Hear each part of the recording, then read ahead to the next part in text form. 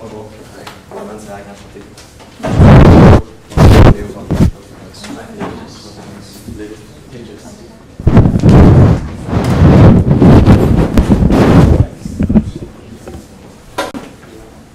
Bonjour. Bonjour. Essayez-vous de récapituler la lecture des consignes en anglais ou en français? En anglais, s'il vous plaît. Each team has 20 minutes to present its case to the judges. Always show a board for 10, 5, and last 2 minutes and last 30 seconds of the presentation. During the last 10 seconds of the speech, I will indicate by the means of my two hands the number of remaining seconds. A team not having ended its presentation after 20 minutes will be stopped to move on to the period of questions. A period of questions of a maximum duration of 5 minutes is assigned to the jury at the end of the presentation. I would like to remind to each judge that it's mandatory to ask at least one question during this period. I will invite the judges to introduce themselves. So, good morning. My name is Danielle Philistine. I'm working for Desjardins Capital, and I take care of asset allocation and the following of our portfolios under management. Hi, I'm Rebecca Yang. I work for Novartis. I'm the business planning and analytics manager. And previously I worked in equity research for a global hedge fund. I'm Alex Innes. I work at Van Berkem and Associates, where I do equity research fundamental analysis on U.S. small cap. When you're ready. Bonjour, Madame et Monsieur. My name is Seydou Segui. This is Roman Silak. This is Leo Wang. And as you might have noticed, we're going to be presenting in English today, but we are more than happy to take your questions in either English or in French. We're here today because we're tasked to analyze an investment opportunity for global transportation. Global transportation is currently at a crossroads where it's hit some turbulence in the past few years. And we're here to address that. They currently face an opportunity to take on a joint venture with AirB, where they would take on one of their projects called the GT100 and essentially do a joint venture with AirB to help them expand into the United States. And we're here to assess that opportunity and provide a recommendation. So with that being said, I'm going to walk you through the agenda for today. So we'll start with a brief overview of the situation and also provide you a recommendation right away so there's no anxiety. We'll walk you through the alternatives that we evaluated as well as the financial analysis that we undertook to arrive at a recommendation. Finally, we'll wrap up with a recommendation and a brief Q&A. So before we jump into our actual analysis, we just want to help you understand some of the key questions we faced in this situation. First of all, obviously, should we go forward with this JV or not? That was at a very high level, but other than that, what is the timing of this JV? Should we take on it right now or should we wait a little while to partner with the other firm?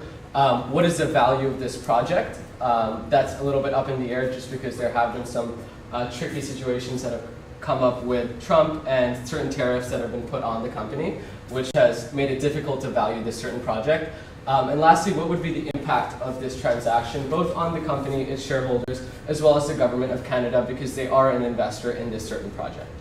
So with that being said, just our recommendation to start off this presentation, so you can keep it in mind while we go through our analysis. We are recommending that we go forward with the joint venture. This will allow your company to have a 34% market share in this certain segment, which we think will provide a lot of leverage for future contracts and future business winning. We think the CEO should act now. Again, because of the tariff situation, we do think that this is the right time to act before anything implodes. Might be a strong word, but we do think that things could go south if those tariffs do go forward, so we'd like to act before that happens. And we project a 30 to 36% upside if we do take on this JV versus if we don't, so the status quo. I'll now pass it off to Leo, who will walk us through our strategic overview. So I'll take the strategic recommendations from there. So before we go for takeoff with our recommendations, let's see where GT Global is at right now. So currently, it's a public company, they're accountable to shareholders, and they're currently trading at a price of about $3.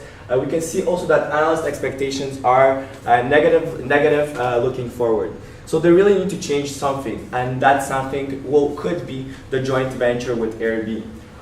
we're looking at a specific part of the company. So the way the company is structured is in air and ground. Within air, they have several types of projects, several types of aircraft as well. And we're looking specifically into a segment of it. So the planes between 100 and 160 seats.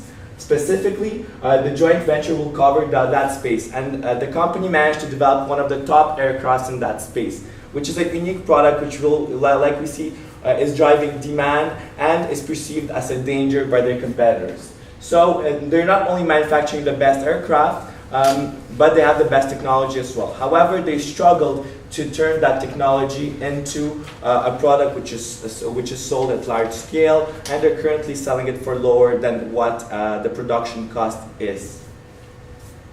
So in terms of the overview, we said the company hit some turbulences, and in Canada we have they have a very supportive government, which supports the industry in general in aerospace. It's in Quebec, in Ontario, and in other provinces. The Canadian government is also very supportive in terms of negotiations with NAFTA, and they have some leverage because they want to purchase fighter aircraft from their main competitor of Bombardier, which they can use as a leverage in negotiations. And moreover, the Canadian government is very supportive with GT, which they invested over $1 billion in equity and debt in the company for a 40% stake.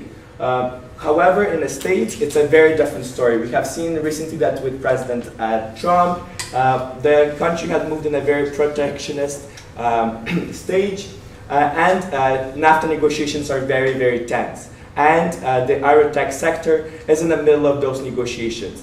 And unfortunately, GT is directly smack in the middle with that specific line of aircraft, which was slapped with tires of 300%, which basically cuts off the U.S. market, which would represent 28% of potential sales for the company as a whole. Okay, so now moving on to the industry analysis, we're going to take a look first at the aviation industry in general. So first of all, the industry has been growing in the past 5 years for 3.8% annually, and it's projected to grow at the same rate for the next 5 years. So we can see that this steady growth is very promising for the industry in general, and this is mainly caused by an increase in demand from emerging markets, population exodus to urban areas, and also a growth or an increase in mobility of the overall population. On the right, you can see the five forces analysis of the aviation industry, and as you can see, the competition aspect is extremely high because there's a lot of major players in the field and few products to sell off, so competition is very intense between those key players. Now, in terms of this specific sub-segment of regional aircrafts that GT is in, we're looking at a 60 to 150 seats aircraft for short regional trips. And the twin-year projected sales of regional planes are extremely high, and the outlook for this sub-segment is also very positive. In terms of the competitors to GT in this segment, the main competitor is EMB, which also has a regional plane project underway, but it is not completed yet, unlike GT's. So the completion is not, the ETA for completion is not on yet, but when it's completed, the competition will definitely increase in this sub-segment. So a brief summary of our overview of the current situation. In terms of the political area, there is definitely instability and turbulence with Trump and the tariffs imposed on GT. In terms of the industry, the outlook is very positive because of the growth prospects and also the sub-segment growth prospects. And lastly, the product of GT is extremely strong.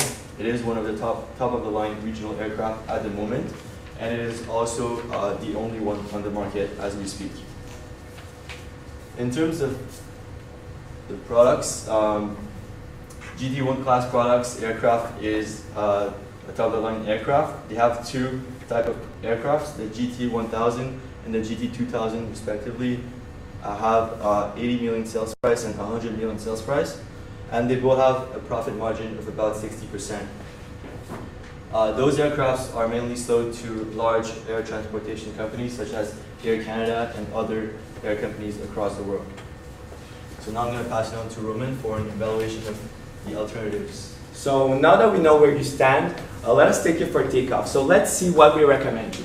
So we recommend you to consider that offer, which is 50.1% stake, which would be given to ARB, not a leading manufacturer in the industry. That position of the two together would create a giant in the industry with a 34% market share. Currently, ARB is interested into that offer because they do not have a plane in that specific segment of 100 to 160 seats. So for them, it is extremely interested. Furthermore, we know that ARB has an impressive value chain as well as an impressive sales force, and the industry is in a position where the company needs long-term contracts to deliver volume and bring up the sales tag of the plane as well. So they could leverage that value chain and that sales force in the future. And furthermore, a big advantage is that part of their value chain is in the United States. Therefore, they would be able to bypass the tariff of 300% and penetrate the US market, which again represents 28% of the total size of the market. And that combined would generate about a synergy of about $1 million per plane, and we expect about 2,000 planes to be sold. So it's an impressive synergy amount down the road. So what's in it for GT? Like we were saying, they would bypass the US tariffs, penetrate the US market, which is 28%, leverage the supply chain and the sales force, which generates synergies down the road. And what's really important as well, both for the government, which is a big investor, and for the Canadian population, is that they will be able to preserve Canadian jobs in Canada, which is something which would be extremely important for one of the main stakeholders, which is the government. So now, what's in it for all others? Why would other people accept that deal? Well, like we said, ARB gets one of the top of the line aircrafts, an aircraft which they currently do not have. The government would accept that deal because it ensures the perenniality of the jobs in Canada and the perenniality of their $1 billion investment. And shareholders will get a higher ROI. Yes, we're slicing the size of the slices, but we're making the pie much bigger for everyone, like Tejas is going to explain in a financial analysis.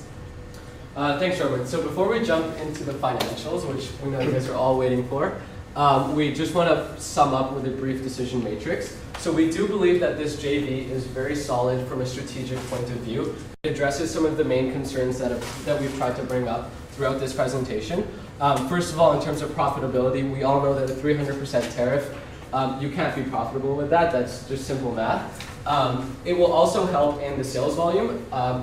Going off of what Roman said in terms of ARB's sales force, we can definitely try to leverage that to penetrate the US market. In terms of manufacturing, because we will be partnering with ARB, we could split the manufacturing costs, as well as due to economies of scale, we can make sure that our per unit costs are less.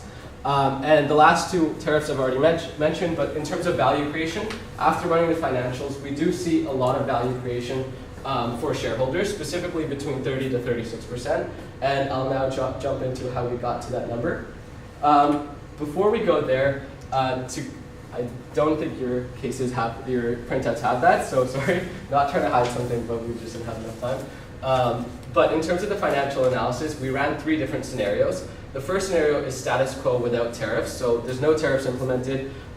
What would the value of the project be? Second scenario is status quo, but the tariffs do get implemented. And the way we thought that the company would respond is to no longer penetrate the US market, because they would not be willing to pay a 300% tariff just to sell to the US. And the third scenario is if we take on the offer.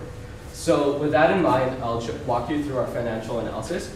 This first slide is running you through scenarios 1 and 2, which is status quo with and without tariffs. And as you can see, if tariffs are implemented, you're going to have a huge shock in revenue. And the reason for that is you can no longer penetrate the US market, which, as we've mentioned a few times, represents about 28% of the global market. This does carry into our EBIT schedule as well, and the reason for that is obviously lower revenue. And it will also result in a lower valuation. The way we got to the valuation of this project as a whole is we assigned a probability of tariffs being passed. Currently, it's at a legislative period, so it hasn't fully been passed yet, so we just assigned a probability to see what it would be like if we did like an expected value of the project, and we got to about 9 billion. We also sensitized that based on this probability because obviously we're not experts in this field, so we don't want to just give you one number. And as you can see, if the probability of tariffs increases, we can see the value of the project declining by more than $2 billion. So we definitely don't think that this is the way to go. Which brings me to the offer. With the revenue schedule, we can see that by being able to enter the US market, we can generate a lot more sales. By being able to leverage Airbnb's sales network, we can generate higher sales volume, and as well as make sure our pricing increases at a faster rate. And the reason for that is if we're entering the US market based on a brand that exists there and that already has a good reputation there, we can use that brand power to increase our price to what our sales price should be. For example, the GT 1000 should be selling at $80 million, but right now it's selling at about 19 million. The reason for that is the tariffs and other competitive reasons that we have mentioned previously, and we think that we can increase this price a lot faster with the JV versus without it. That carries into our EBIT as well for two reasons. First of all, the higher revenue because of the greater sales volume and the higher pricing power, but second, also because of what we save on cost of goods sold. As Roman mentioned, we do have $1 million of synergies, which we embedded into our cost of goods sold, because we'll be saving about $1 million per plane. So this results in a higher EBIT. We also made an adjustment in the WACC if we do take the offer. The reason for that is we think that the offer represents a less risky option, because without the offer, we do face the possibility of tariffs coming into play, which will obviously represent a little bit more risk than if we go with a safer and sure thing offer of joint venturing with Airbnb. This leads me to the valuation of the project, and as you can see in the base case scenario with about a 7% WACC and a 1.5% terminal value growth rate, the valuation of the project as a whole is about 12 billion. But keep in mind, we are getting a smaller slice of the pie. But even with that, it does represent about a 30 to 36% upside if we do take out the government stake, as well as a 50% stake of Airbnb. So we do believe that this not only makes sense on a strategic level, but also on a financial level. Thank you, Tejas. So once again, we recommend to indeed proceed with the joint venture for GT. Because of the higher growth expectation, the value creation opportunity, and the 30 to 36% upside. However, we also advise GT to protect itself, and we're going to explain how to protect themselves in the deal, and to ensure efficient optimization of the value chain, integrate functions as well, and protect Canadian interests. So let's see how are they going to do that. So in terms of the deal advisory, we acknowledge the fact that the Canadian government is a very important investor in this project. So they would need to protect their interest and the interest of Canadian citizens. We know it's a very sensible topic for Canadians, so it's extremely important to consider the public interests. They should embed covenants to protect the Canadian jobs in Canada, in Quebec, in Ontario, and in other provinces. As well as to carefully structure the division of costs and revenues down the road. Contracts will be, we expect a lot of contracts to be generated to the sales force of Airbus, but we want to make sure that the profits, future profits are split in an adequate way, because GT has paid all the manufacturing costs and research and development costs for the jet. And finally, we suggest to implement adequate controls for the joint venture with an independent board of directors for this specific project, and with adequate oversight and monitoring for the project down the road. It's not a short-term project, it's a project which is going to run 15, 20, 25 years, so it's important to have a solid oversight.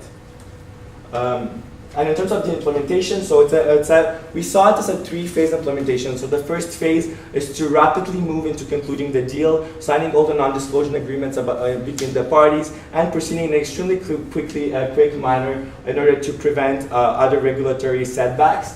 However, they would need to communicate efficiently with the Canadian public. Again, the Canadian government is heavily invested. And in the second phase, they should optimize the supply chain, the value chain, integrate the functions, and leverage the sales force of the two companies to actually sell more volume at a higher price.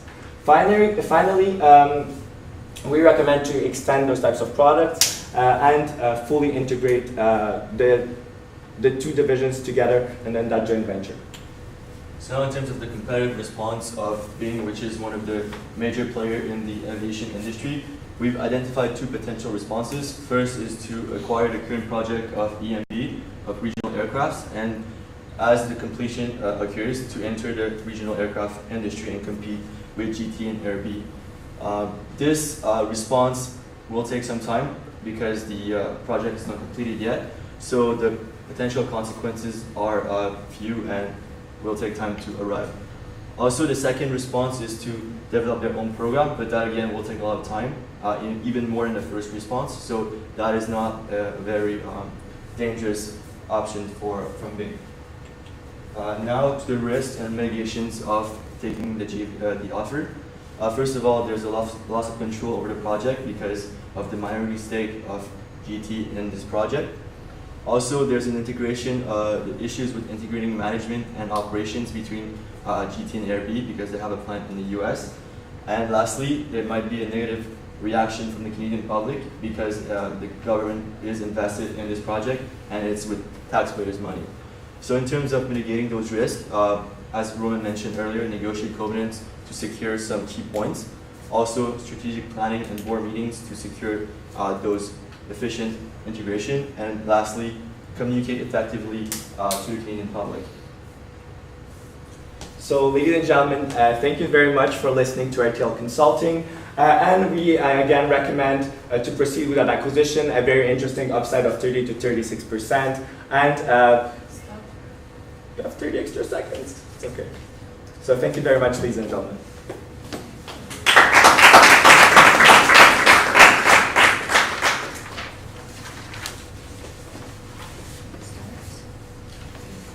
So going back to the table where you have your projections, I noticed that you start with a very low selling price, and I wonder if you're prepared. How would you prepare for complaints all over the globe regarding dumping? Because you're selling under your cost of goods sold. Yes, that is a great question. And to answer your question, there actually have already been complaints, and that's one of the reasons those tariffs have been slapped on your company. And that's why we think the offer is a good way to mitigate this. The offer will allow us to increase our sales price at a faster rate and to make sure that we're not perceived as dumping and to mitigate any future tariffs that might be imposed on the company. Just want to drill down a little bit more. Just going back to that same, you're assuming that by the time the plane is 10 years old, they'll be charging the initial expected price of $89. I mean, just conceptualize that for me, because things don't appreciate in value typically. They depreciate, especially given that EMB or Embraer will come out with their own regional jet. So how did you think about the impact? And walk me through the reasoning for a progressive increase. If you enter the JV today, don't you think that you would have the reset of the price immediately and then a decline, which you would expect normally, and not an ascension price over time? Yes, definitely. That's, again, a great question. And that was definitely one way to look at it, and that's something we debated. We felt that even though we are entering the JV, if we are still selling under our brand, we might not be able to achieve that pricing power right away, which is the reason we just chose to accelerate and not quickly just go to 80 and then decelerate. But to your point, if we were to go to 80 right away, it would only be accretive to the valuation because you'd be receiving those higher cash flows earlier. Mm-hmm. So it's only further in support of the offer. Okay, just the next slide. Yeah, just maybe unpack that build up there. Other operating expenses, what would be in there, and how did you think about variability over time? Yeah, for sure. Just going to jump to the appendix really quick. Unfortunately, we were playing with limited information, so the way we thought about the other operating expenses was we were giving certain information on the company at large and the EBIT margin. So we took the EBIT margin and subtracted the gross margin of the company, and that's how we deduced the other operating expenses on a firm level, and we slapped that on to the project as well. Okay, and it's, just go back to the table. It's variable as a percentage of sales, or do you assume some kind of leverage on that? Variable as a percentage of sales, but the margin actually does expand over time, and that goes back to how we think that leveraging their sales network. Based on the price. Sorry? The leverage is purely based on the price? Yes. Okay, so it's just gross margin expansion? Yes. Okay. Okay, so if you think about just conceptually, what would be in that other operating expenses? Right? Think about it, just, would you expect the leverage to happen there? And then what's the, would you think of a change after the JV, especially in the other operating expenses, or what's the impact of the JV on that cost structure? Yeah, I might have misspoken there. The other operating expense margin, that's the one that's expanding. The Okay. COGS are only expanding by the $1 million synergy. Yeah. So one of the big costs that would fall under there is like the sales expense, sales and servicing, and that's one of the big things that Airb can help out with. So we do think that that margin will expand. Okay. I may not have understood the question properly before. Okay. That's fine. The case is that it's a 20-year project that we're looking at. So I was just wondering why you guys chose to look at the 10-year. Yeah, no, we actually did look at the 20-year, but putting all that on here, I think it would get very small. So we chose to just put on the first 10 years on this slide, but the actual model does run the full 20 years. 20 years. But Yep. you did use the risk-free rate as the 10-year. The 10-year one. That's right. Right. Yes. Is there a reason, if you looked at the 20, why did you use the 10? Yeah, I think that was just by convention, but I think that's a good catch. We could have used the 20 instead. Oh. Yeah. And there's also a 3 bips difference, so it's not a big issue in a very long run. So Okay. we're in a stable economy, a stable environment. So I was wondering regarding like how much you put as a risk premium on your walk. Is it the only 1%? The risk premium, as in the adjustment we made. Yeah. Yes, that was just the 1% on the WAC for the offer. And prior to it, how much was it? Sorry, no. So the way we calculated this WAC is we essentially, this much of it is the WAC as it would be of the entire company, and then the adjustment for this specific project is a downward adjustment of 1%. And the reason for that is we think that this one project might be less risky than others, and the reason for that is we get that security by going into a JV. Questions over. Thanks a lot.